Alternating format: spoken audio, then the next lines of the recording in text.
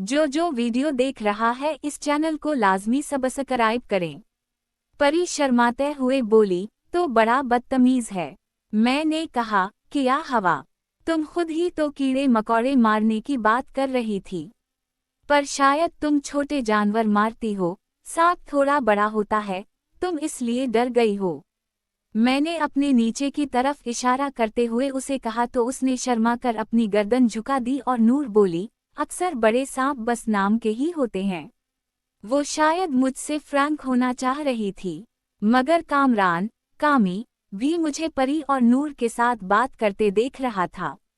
वो खाले के नक्या पर बैठा सुपरे की बोतल में पानी डाल रहा था। नूर ने भी एक बड़ी सी बोतल पकड़ रखी थी जिसमें सुपरे का महलूल शामिल किया गया था। मैं नूर से बोला, जो सांप तुमने पकड़े हैं वो ऐसा करते होंगे, मगर मेरे वाले सांप को किसी बड़ी सी पटारी की जरूरत है। नूर हंसते हुए बोली, देख 9 बजा दे, देख लूंगी किसी दिन तुम कितने पानी में हो। मैंने कहा, जब चाहो, बंदा जी जान से खिदमत करेगा। परी सुपरे करने के लिए वापस मुड़ गई थी और अब नूर मेरे सामने अकेली खड़ी थी। मैं बोला, जिस दिन तुम गुलबाग के साथ जवार के खेत में थी, तब तो बड़ी चीख रही थी, अब सांप पकड़ने की बात कर रही हो। तो वो बोली, तुम कहाँ थे, ये सब तुझे किसने बताया। मैंने कहा, मैं वहाँ मौजूद था, मुझे गुलबाग ने नहीं बताया।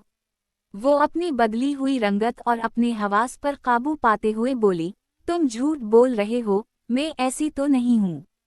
मैंने अपनी गैलरी में मौजूद वीडियो उसे दिखा दी और कहा, मैं भी ऐसा नहीं हूँ, बस कभी कभी किसी का गुरूर तोड़ना पड़ता है। अपनी वीडियो देखकर नूर बोली, ये ज़ियादती है, इसे डिलीट कर दें। मैंने कहा, कर दूंगा, पहले इसका हिसाब किताब भी तो करना है। वो थर थर कांपने लगी और बोली, मैं आज से तुम्हारी हर बात मानूंगी। मैंने कहा, मैं किसी को नहीं दिखाता, फिर किसी दिन इस मौजू पर बात करेंगे। मैं आगे बढ़ गया और वो बोली, 9 बजा दे, रुक जाओ, देखो मैंने तुम्हारा क्या बगाड़ा है, मुझे इस अजियत में मत डालो। मैंने कहा, कुछ नहीं होता, मैं कौन सा किसी को दिखा रहा हूँ। मैं चलते चलते डेरे पहुँच गया जहाँ शाजू मासी और जैसका हमारी भैंसों के लिए चारा काट रही थीं। मैंने कहा, सलाम मासी, तो उसने भी जवाब दिया। मैंने पूछा, शादी कैसी रही, तो जैसका बोली, हाँ बहुत मज़ा आया। तुम सुनाओ, कब से फ़ोन कर रहे हैं, कहाँ गुम थे। मैंने कहा, क्यों, खैरियत तो है।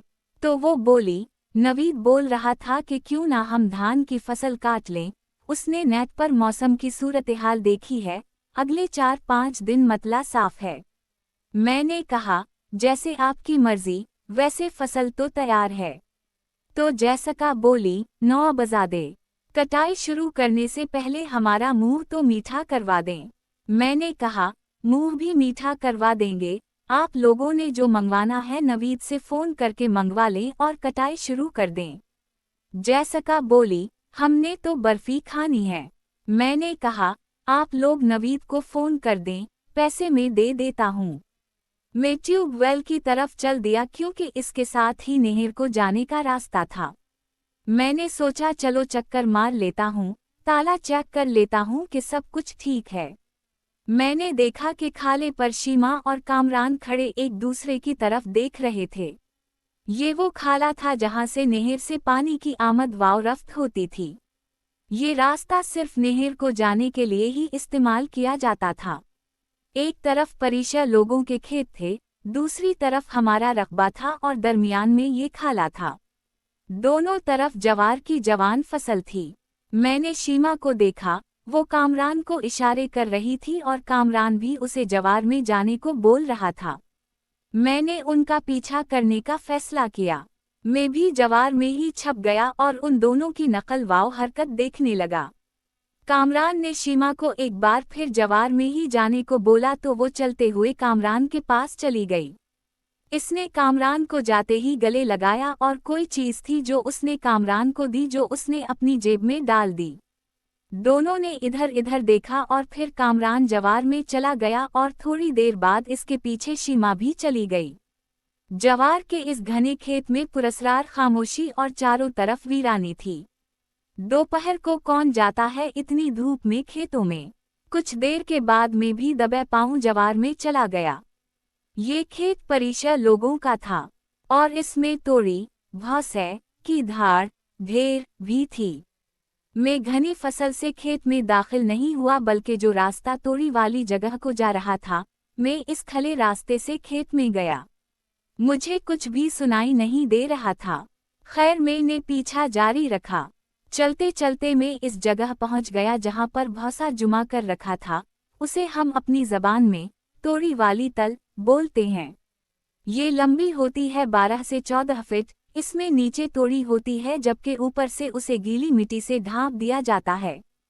खैर मैं धार के करीब बैठ गया तो कुछ ही देर में मुझे महसूस हुआ कि कामरान और शीमा दूसरी तरफ हैं। मैं दूसरी तरफ चला गया।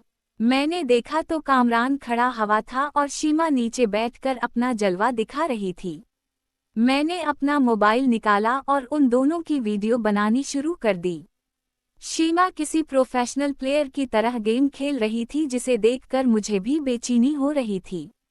कामरान की आंखें बंद थीं और कुछ देर में शीमा की महारत की वजह से कामरान इस दुनिया में वापस आ गया। अब बारी शीमा की थी, वो किसी और दुनिया में जाने लगी। इतने में मैं उनके बिल्कुल पीछे चला गया और इस एंगल से दोनों मेरे कैमरे के रीडार में थे। मैंने अपना फोकस इस नई जोड़ी पर ही रखा। कामरान बड़े प्रोफेशनल तरीके से गेम खेल रहा था। मैं सोच रहा था कि कामरान ने शीमा को कैसे अपने जाल में फंसा लिया और शीमा कैसे उसके हाथों कठपुतली बनी हुई थी। मेरे देखते ही देखते शीमा कांपने लगी और उस दुनिया में वापस आ गई और अब इस गेम का मेन राउंड शुरू होने लगा था। फिर कामरान ने अपनी बारी चली और शीमा एक बार फिर दूसरी दुनिया में पहुंच गई। उसने शुरू में कामरान को बुरा भला कहा और कहा, तुमसे सब्र तो होता नहीं है। तो वो बोला, मैं तुझे कल से बहुत मस कर रहा हूँ। शीमा बोली, मैं भी तुझे बहुत मस कर रही थी। कामरान, तो मेरी अम्मी से मेरा हाथ मांग लो ना। कामरान बोला, जान, क्या तुम्हारी माँ इस रिश्ते के लिए हाँ कर देगी? शीमा बोली, तुम एक बार कोशिश तो करो, शायद वो मान जाए। कामरान ने कहा, यार पहले परिचय की बारी है, फिर मेरी बारी है। शीमा ने पूछा, तो देर किस बात की है? तुम परिचय का रिश्ता फरहान से क्यों नहीं करते? फरहान नहीं तो कोई और सही। कामरान बोला, नहीं, परिचय का फरहान के साथ नहीं करना। शीमा ने पूछा, वो क्यों? तो कामरान बोला, वो तो नवाबजादे से मोहब्बत करती है, कई बार पापा से मार भी खा चुकी है। शीमा हैरत से बोली, किया? नवाबजादा से? तेरी इससे बिल्कुल भी नहीं बनती, फिर ये परिचय को प्यार कब से हो गया? कामरान बोला, मुझे खुद पता नहीं है, पर उसने अभी नवाबजादा से इजहार भी नहीं किया, बस अंदर ही अंदर पका इरादा किए बैठी है। चल मैं अब गेम खेलता हूँ। शीमा बोली, ठीक है मगर सब्र से काम लेना। शीमा इसे गालियां देने लगी मगर कुछ ही देर में इसकी आंखें ऊपर को चढ़ गईं और शीमा किसी और दुनिया में चली गई। और जैसे ही वो इस दुनिया में वापस आई तो कामरान ने उसको सीधा किया और इसकी आंखों में देखते हुए बोला, यार तुम ड्रामे क्यों कर रही हो? शीमा शर्माते हुए बोली, कामरान, अब ये गेम खेलना बंद करो, क्या मुझे मारने का इरादा है? कामरान मुस्कुराया और बोला, भला गेम खेलने से भी कोई मरता है? और इसके साथ ही दोनों फिर किसी और दुनिया में चले गए। शीमा की उम्र अभी छोटी थी, पता नहीं कामरान ने उसे कैसे पिटा लिया था। इस दौरान कामरान भी इसके साथ अपनी मोहब्बत का इजहार कर रहा था। शीमा ने अपनी आंखें बंद की हुई थीं। मैंने अब उनको डराने के लिए एक प्लानिंग की। मैंने दूसरी तरफ जाकर बड़ी भारी आवाज में बोला, बगो, नवीद, दौड़ो, वो दोनों धार की तरफ ही गए हैं, पकड़ लो इन्हें, ये लोग बच नहीं पाएंगे। मेरी आवाज सुनकर शीमा खाले की तरफ भाग गई और कामरान अपने डेरे की तरफ भागने लगा। जैसे ही शीमा ट्यूबवेल की पानी वाली टंकी के पास पहुंची तो मैंने इसे पकड़ लिया और वो रोने लगी, नवाबजादे, छोड़ दे मुझे, घर जाने दो। मैंने कहा, कुछ देर इधर ही रुक जाओ, अगर नवीद ने तुझे पकड़ लिया तो वो तुझे जान से मार देगा। वो बोली, मुझे बचा लो नौबजादे, मेरा भाई बहुत जालिम है, वो सच में मुझे मार डालेगा। तो मैं बोला, पहले तुम एक बात सच सच बताओ। वो मेरी तरफ रोते हुए देखकर बोली, क्या पूछना है? मैं सच बताऊंगी। वो बड़ी घबराई हुई मुझे देख रही थी और इसका सारा जिस्म कांप रहा था, जबकि मैं उसे तसल्ली देने के चक्कर में था। मैंने पूछा, पहली बार तुमने किसके साथ गेम खेली थी? शीमा शर्माते हुए बोली, मैंने कामरान के साथ गेम खेली थी। ये सब अचानक हुआ मगर अब मैं उसे बहुत पसंद करने लगी हूँ और मैं उसी के साथ ही शादी करूँगी। मैंने कहा, तुम्हारी माँ नहीं मानेगी। तो वो बोली, तुम किस लिए हो? मेरी मदद करो ना। मैंने पूछा, मुझे क्या मिलेगा अगर मैं तुम्हारी मदद कर दूंगा? तो वो शर्माते हुए बोली, 9 बजा दे, मैं ऐसी वैसी लड़की नहीं हूँ। वो उठकर जाने लगी तो मैंने इसका हाथ पकड़ लिया और उसे अपनी तरफ खींचकर सीने से लगा लिया और कहा, जनाब, मैं भी ऐसा नहीं हूँ। सोच लो, अगर तुम खुद को मुझे सौंप दोगी तो मैं तुम्हारे बहुत सारे काम कर दूंगा। वो मेरे सीने पर अपने हाथ रखकर मुझे पीछे धकेलते हुए बोली, मैं सोचकर बता दूंगी, अभी मुझे घर तक पहुंचा दें, मेरी जान पर बनी हुई है। मैंने कहा, मैं हूं ना, किस बात की फिक्र है तुझे? वैसे काले इल्म के आमिल मेरे बहुत वाकिफ हैं, एक बार तावीज़ देंगे तुम्हारा सारा कबीला ही कामरान कामरान करेगा। वो अपने मुंह पर हाथ रखते हुए बोली, सच्ची? मैंने कहा, तो और क्या, ये कौन सा मुश्किल काम है, मैंने झूठ थोड़ी बोलना है तुमसे। तो वो बोली, 9 बजा दे, तुम मेरे लिए भी एक तावीज़ बनवा दो ना, मैं कामरान से बहुत प्यार करती हूँ। जैसे ही वो लाइन पर आई तो बाहर से आवाज आई, शीमा, शीमा, किधर हो तुम? ये आवाज निकोलस की थी। अपने भाई की आवाज सुनकर वो डर गई और मुझे बोली, 9 बजा दे, मुझे बचा लो। तो मैंने कहा, तुम ऐसा करो कि बाग में जाकर अमरूद तोड़ने के बहाने कुछ वक्त गुजारो, खतरा टल जाएगा वरना तुम मर जाओगी निकोलस के हाथों। वो बना सोचे समझे बाग की तरफ चली गई और निकोलस उसे पुकारता हुआ अमरूदों के बाग में चला गया, क्योंकि वो जानता था कि शीमा अक्सर दोपहर को अमरूद तोड़ने जाती है। मैंने बाहर निकलकर देखा तो जैसका और उसकी माँ कटाई में मसरूफ थीं।